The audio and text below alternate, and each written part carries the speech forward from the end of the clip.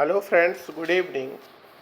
आप सभी को इंतज़ार है 5 डे बैंकिंग और 12th बायपार्टाइट सेटलमेंट्स के अपडेट्स का।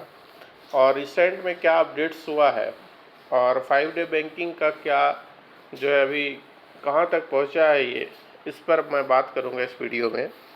और ये सारी चीज़ें मैंने ट्विटर हैंडल से लिया है, वहीं से ये चीज़ें मैंने लिया है, उसी के अनुसार ये मैं आपको बता रहा हूँ।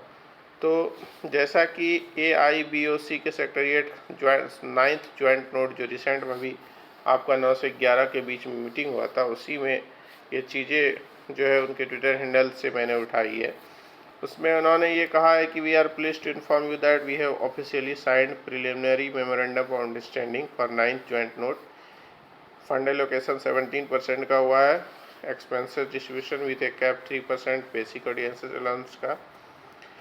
चूँकि एलोकेटेड फंड जो हमारे इनिशियल, उनका कहना है कि इनिशियल एक्सपेक्टेशन के अनुसार नहीं है, लेकिन कुछ पॉजिटिव डेवलपमेंट है और वही जो है हम लोगों के लिए बहुत खुशी की बात है। पहला तो पेंशनर के लिए है। पेंशनर के लिए है कि उनका जो लॉन्ग अवेटेड एक्स ग्रेशिया है वो अमाउंट उनको मिलेगा। और दूसरा है जो कि बहुत बहुत ही ज़्यादा खुशी की बात है कि we have obtained a commitment on record to implement the 5 day banking before the finalization of the joint note settlement। मतलब joint note settlement के पहले ही 5 day banking फाइनलाइज हो जाएगा। और फिर AIBOC कहता है कि despite percentage and load falling short on the anticipated level agreed this agreement considering broader couch specially the relief for pensioner and the assurance from IBA regarding the implementation of 5 day banking. IBA का assurance कि जो है implementation होगा 5 day banking का, और pensioner के लिए x gratia. तो ये जो है मेन चीज़ इसमें निकल कर आ रही है।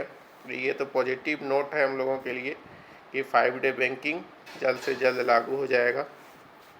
उसी तरह से ये कृष्ण कुमार सर हैं, इनके भी ट्विटर हैंडल पर अगर आप देखेंगे, और ये एक CH वेंकटचलम सर है, इनका देखिए, इन्होंने भी लिखा है कि yesterday night the discussion with IBA continued and concluded by midnight and the cost sheet allocating the agreed quantum to various component was signed.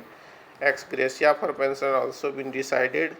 Shortly IBA and UBA will meet to complete the signing of the settlement. Therefore all details will be given by UFBU unit are requested to await। तो इन्होंने भी ये सारी चीज़ें कही हैं।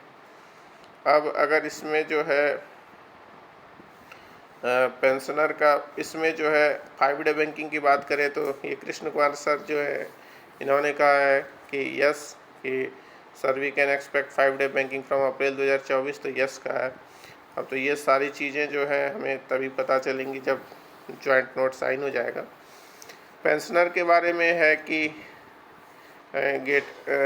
इनका एक अनुमान है कि रिटायर्ड आफ्टर 31/10/2007 के बाद जो रिटायर हुए उनको एक्स ग्रेशिया जो है 3000 मिलेगा, और ये कम है। उनका कहना है कि 9000 कम से कम मिलना चाहिए। साथ ही साथ ये भी कहा है कि पेंशन अपडेशन अमाउंट जो अगर होता, पेंशन अपडेशन होता तो वो जो है पेंशन फंड पर चार्ज होता है, लेकिन एक्स ग्रेशिया जो है वो ऑपरेटिंग प्रॉफिट से दिया जाता है, तो PLI को एडवर्सली इफेक्ट करेगा। ये चीज़ें तो बात की बातें हैं, लेकिन पेंशनर को एक्स ग्रेशिया मिलेगा।